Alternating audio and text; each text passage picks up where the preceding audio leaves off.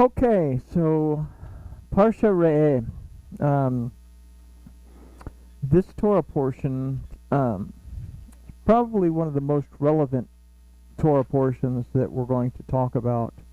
And it's relevant because it deals with our relationship with Elohim and what it takes to have, the primary thing that it takes to have a relationship with Yahuwah. And that it comes up right before we come into the high holidays is also a very important thing, because what we're going to discuss here is not anything new, not anything that we haven't talked about before, but we're going to look at it in a little bit more exploded way, that this sheet will help us. If we'll go over it, it'll help us to look at ourselves when we get to Yom Kippur, or Day of Atonement, and even Yom Teruah, start looking at that during those 10 days. So let's talk to our Elohim, and then we'll take a look at Parsha Re'eh. But Master Yahuwah, we thank you for this time. We thank you for this opportunity to study your word. We ask tonight that you'll open our ears, open our eyes, and open our hearts, so that we can hear, see, and understand what your Torah tells us, what your Torah means to us, and what your Spirit has to tell us through it. We ask all this in the name of Yahushua. Amen. All right, so the Torah portion we're going to consider tonight is probably one of the most relevant parashas concerning our relationship with Yahuwah, our Elohim. And this Torah portion begins with Devarim 11:26, and it starts with the word Re'eh that immediately tells us to pay attention. And we'll talk more about that word in just a minute, but immediately after saying this, Moses tells us that our paying attention will determine whether we're blessed or whether we are cursed. In this Torah portion, we also read about Elohim's instruction to build a temple, or basically where to place the tabernacle at this point, but where to put it at a place of his choosing, where he will place his name and a place where the people are to offer up the sacrifices. So he will place his name in the tabernacle or the temple, wherever it may be, wherever he chooses it to be, so that the people can sacrifice. Now, keeping that in mind, let's consider that, I'll just hold on to it for a second. In the Garden of Eden, prior to transgression, there was no need for animal sacrifice. In the garden, what the Adam was responsible for was naming the animals and then tending the garden. That it was because of not keeping the instruction of Yahuwah Elohim, and then fabricating something that was a misrepresentation, a lie, is what got them removed from the garden. Okay? And then Elohim basically killed 2 animals in order to clothe them. Now, when there is blood shed, that blood has to be replaced. And hence, the animal sacrifices began. Then Cain killed Abel. More blood shed. It continued, not just for the animals that were lost. Now, humankind had to be redeemed through blood as well. So, Yahusha paid the blood price. Now, that's a very, very general statement.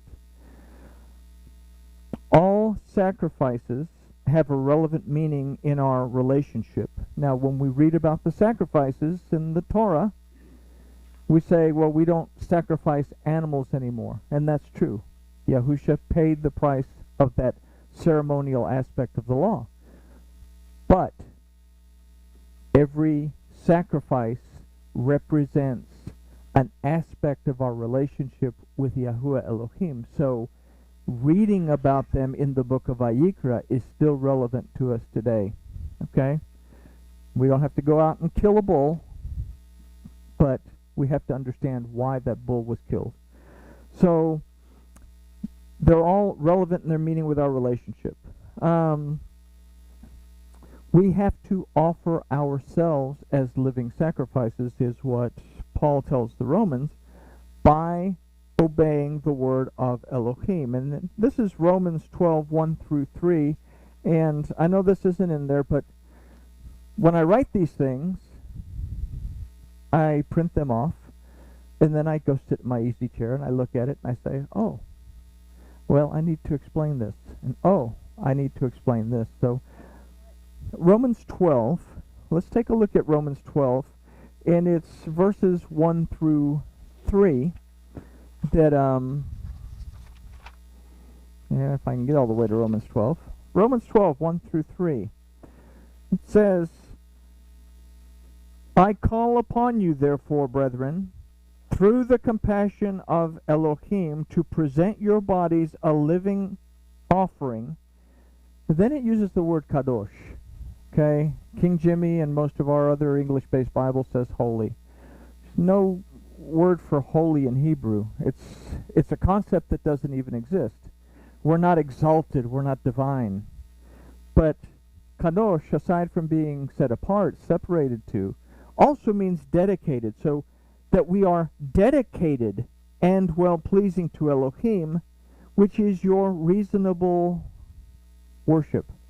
Now, some translations say service, and we'll talk about that in just a second too. Then it says, and do not be conformed to this world, but be transformed by the renewing of your mind, so that you prove what is good and well-pleasing and the perfect desire of Elohim. How do we prove that? Well, we have an instruction book that tells us this is what Elohim has given us to do. This is his instruction book. We have a Torah that Yahusha taught from, that the apostles also taught from, and that Paul also taught from. In fact, in Romans 7, he starts off his speech to the Romans. It says, for those of you who know the Torah. So, and then verse 3 says, for I say, through the favor which has been given to me, to everyone who is among you, not to think himself more highly than he should think, but to think soberly, as Elohim has given each a measure of belief. So, the relevance of this is that this Torah portion explains about the sacrifices again. We read about the sacrifices in Vayikra. But if we are to present ourselves as living sacrifices, then we have to understand what each one of those sacrifices means. Fortunately, we won't go through all those tonight because we'd be here until tomorrow. But we'll do a study on that eventually. So, this Torah portion tells us that we are to keep the Torah as it has been given, and not to add to it or take away from it. And this is our reasonable service. That in order for us not to serve, and Lorene brought up a valid point the other day, it's the Malachim, the messengers, what we call angels, which is kind of an off-the-wall term. The messengers are the ones that serve Elohim. They do his bidding. We were created not to serve Elohim. We were created to have a relationship with Yahuwah Elohim. I don't expect my wife to serve me. I expect her to be my friend, that I can talk to her, that she can talk to me.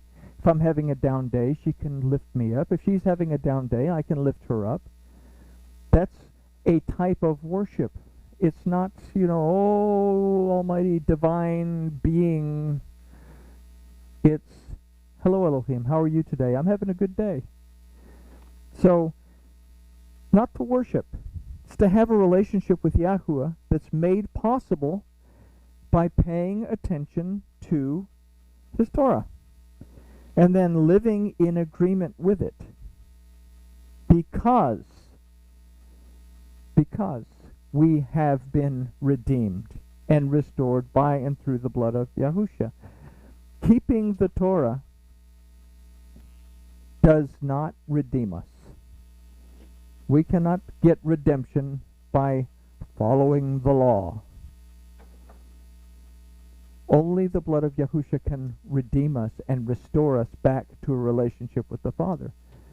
But we keep the Torah, we guard the Torah, we apply the Torah to our lives in order for us to build a relationship with Yahuwah Elohim and show our love and devotion to Elohim, just like Trina and I had vows when we got married. I try to remember those vows, and I try to live up to those vows. I've already been married. I've already been redeemed and restored. But I have to keep up my end of the bargain, just like Elohim keeps up his end of the bargain. So it's a very important thing that it's more than just keeping the Torah. We're bound to the Torah in order to have a quality relationship with our Elohim. So, again, this Torah portion tells us that we are to keep it the way it is, not to add to it or take away from it. And right after it tells us this, in the Torah, the Hebrew Torah, it's verse 13:1. In King Jimmy and all of our English-based Bibles, or Afrikaan-based Bibles, it is Devarim 12:32. So, but right after that, it says that if there's any prophet that comes up and he starts to say things that go contrary to the Torah, that prophet's to be put to death. Then it goes on, and I'm paraphrasing, that anybody who listens to this prophet's also to be put to death. So we don't put anybody to death anymore, fortunately. The dietary laws are also restated in this Torah portion, and the laws concerning and keeping the Passover, Shavuot, and Sukkot specifically are also restated in this Torah portion. And then towards the end of it, we are told that we do these things, we guard the Torah so that we can see and so that we can be seen. It also affects our point of view. Are we seeing things according to Elohim's point of view? And if we're living our lives according to that point of view, it also affects how other people see us, that we are living according to the instruction of Elohim. In that case, we become a peculiar people because those weirdos, they don't eat pork, and they don't like to wear the mohair suit with the linen shirt, and they do all kinds of really weird stuff. There's no shrimp cocktails for them. But anyway, so Devarim 11:26. Now that we've gone through all of that, thank you very much. That was all. Any question? No. 11:26 says, "Behold, I set before you this day a blessing and a curse." Now the word for re'eh means much more than simply behold. The actual word for behold in the Torah is cheneh. This word actually means to see. It means to inspect, to consider, to perceive, to discern, to understand, and not just to pay attention to, but to give attention to. Okay? It also means to take care of, observe, and to present oneself. And we just talked about that in Romans, that we present ourselves as the living sacrifice before Elohim because that's our reasonable part in this relationship with our Elohim. So this idea of re'eh is more than just seeing. It is an act that we have to be able to master. Now the word that's used to say set is noten. That aside from to set also means the payment of wages. Now let's consider for a moment Romans 6. Romans 6, starting in verse 23, that says, Well, actually, let's just go up to verse 15 and read through 23. It says, "What then? Shall we sin because we are not under the Torah, but under favor, under grace?" It says, "Let it not be." Why do we not sin? It's because we have the Torah that says this is sin and this is not sin. We have grace. We've been shown grace. We've been shown favor. That Yahusha came and paid the price for what we're going to read about in a minute. He took away that ceremonial part that required the blood in order to remove the wage of sin, which is death. He redeemed us. But just because he redeemed us doesn't mean that we stop keeping our end of the deal. So, what then? Shall we sin because we are not under the Torah, but under favor? And he says, let it not be. Do you not know that to whom you present yourselves servant for obedience, you are servants of the one you obey, whether of sin to death or of obedience to righteousness? And that's an interesting thing. Do you not know of whom you present yourselves servants for obedience? What are we obeying? And this is a very, very important phrase. And I know we're way off, but this is really important that we understand. If we say that we have to have a pitcher with two handles, and that we can only pick it up with this handle to pour water on this handle and put it down, and then we have to put it and pour water on this handle, and because it's rabbinical takanot, and this is what the Talmud tells us that we're supposed to do. It's not mentioned in Torah. We're keeping the Talmud, we're keeping the halakha. Who are we serving? Are we serving Yahuwah Elohim, or are we serving the rabbis? We're told, it's one that always opens a can of worms, that we're to worship on Sunday because we're no longer required to keep the Torah and keep Saturday. Who was that law established by? Well, it was first brought up by Marcion, who was exiled, and then 100 years later, all of his ideas were great ideas. And then Constantine and the bishops set it in stone that Sunday was the day that Christians are to worship. And the Pope set it in stone. Yahuwah Elohim in the Torah says that we are to keep the Sabbath. Now, there's nothing wrong with gathering together on Sunday and studying Torah. We have Hebrew schools in synagogues that meet on Sunday. This is where they have Torah school. This is where they have adult classes. I teach a youth group on Sunday. But if we are going to celebrate the Sabbath of Elohim, he says it's the seventh day. So who are we worshiping? Are we worshiping the Pope, or are we worshiping Yahuwah Elohim? Again, it goes back to, do you not know that whom you present yourselves servants for obedience, you are the servants of the ones who you obey, whether of sin to death or of obedience to righteousness?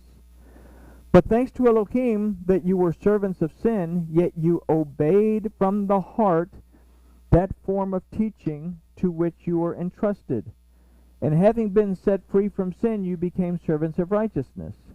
I speak as a man, because of the weakness of your flesh. For even as you did present your members as servants of uncleanliness and of lawlessness, resulting in lawlessness, so now you present your members as servants of righteousness, resulting in your dedication. You're being dedicated. It says you're being set apart, but still, more specifically, your dedication.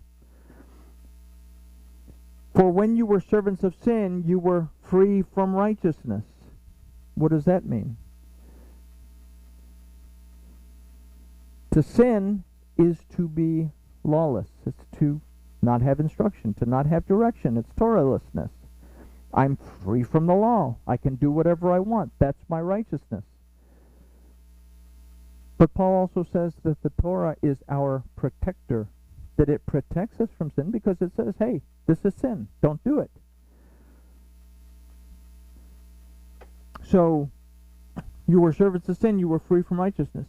What fruit, therefore, were you having then, over which you are now ashamed? For the end thereof is death. But now, having been set free from sin and having become servants of Elohim, you have your fruit resulting in dedication, and the end everlasting life. For the wages of sin is death, but the favorable gift of Elohim is everlasting life in Mashiach, Yahusha, our Master. It's so much more than simply to say that we have everlasting life in Yeshua HaMashiach. It means that we have everlasting life because of his redemption, deliverance, and restoration from these things, and because we now are covered by his anointing that allows us to go through life being able to be connected to Elohim in the first place, to hear clearly what Elohim has to say. So there is a blessing and there is a curse. The blessing is that we find our way because we have an instruction book that leads to everlasting life. The curse is that we are separated from Elohim if we decide we don't need his help. So we go on. What Moses is about to say will either pay the wages of life and blessing or curse and death. We have to understand that what is about to be given is very important. And now Moses goes on to say in verse 27 of Devarim 11, the blessing, if you shall hearken unto my commandments of Yahuwah your Elohim, which I command you this day, and the curse, if you shall not hearken unto the commandments of Yahuwah your Elohim, but turn aside out of the way which I command you this day to go after other deities, which you have not known. So, in these verses, we read about a blessing and a curse. If we will hearken to the commandments that Moses speaks to them on this day. Now, if we consider that the commandments that Moses gives them are from those found in the Torah, as Devarim is a repetition of the Torah. Now, the word for hearken is tishme'u, that comes from the root shema. That means to perceive, discern, understand, obey, and apply. It's not just if you'll hearken to the commandments of Elohim. It is if you will perceive them, which means you have to look at them. If you will discern them, you have to look at them, study them, so that you can understand them. And then once you understand them, you can obey them and apply them to your lives. So it means more than just to hearken. This is what will distinguish between a blessing and a curse being made manifest in our lives. If we read in verse 28 that we receive a curse if we turn aside out of the way from the commandment that Moses has given, the word for curse is vahak ke lala. Vahak ke lala. I'm glad it has an easier root, because the root is kelala, that means to vilify and to denounce. The root of this word is kalal, that means to bring contempt and to dishonor, as well as to despise. So here we can consider that to be under the curse is to be held in contempt by Yahuwah Elohim and to be dishonored and despised by him. That's a state of separation. There's no love there. We'll talk about love in a minute, because Yahusha, the apostles, all said that to love Elohim is to keep his commandments.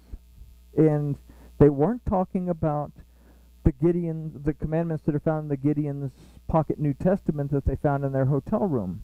They're referring back to the Torah and the prophets. So we can consider that this is a very serious situation to be in. And we say that to be under the curse is to be held in contempt by Yahuwah Elohim, to be dishonored and despised by him. Again, It's a very serious situation to be in.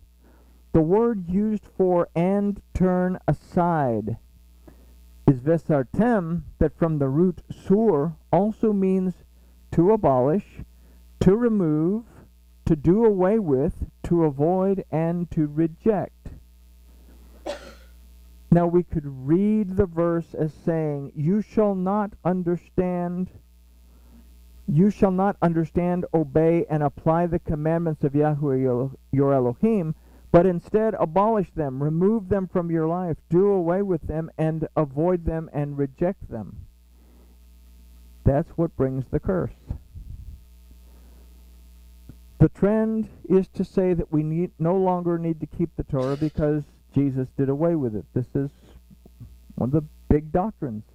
We don't need to keep the Old Testament because we have a New Testament that Jesus did away with all that stuff. And because of his blood, now we have this. But the thing is that Yahusha lived according to it, and he made it possible for us to enter into a covenant. It's Brit Hadasha. We confuse the word Hadasha with new. It actually means to renew, restore. There's only ever been one covenant.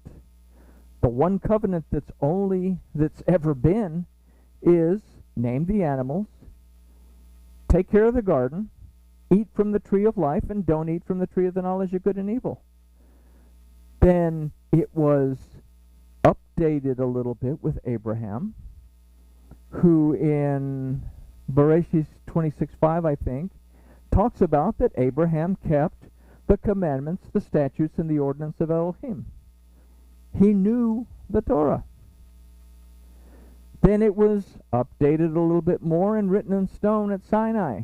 The same thing, only a few more words were added. And it was what Yahusha walked by and said, hey, you gotta do this way.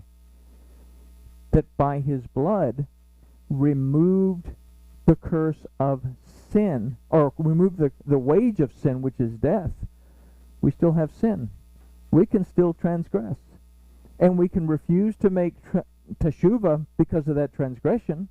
And when we refuse to make teshuvah, transgression becomes sin. It's the same story as the Adam. He said, what is it you've done? He said, well, the woman gave me the fruit. The woman says, the snake gave me the fruit. They wouldn't take responsibility. They never made teshuvah. Moses was told to speak to the stone.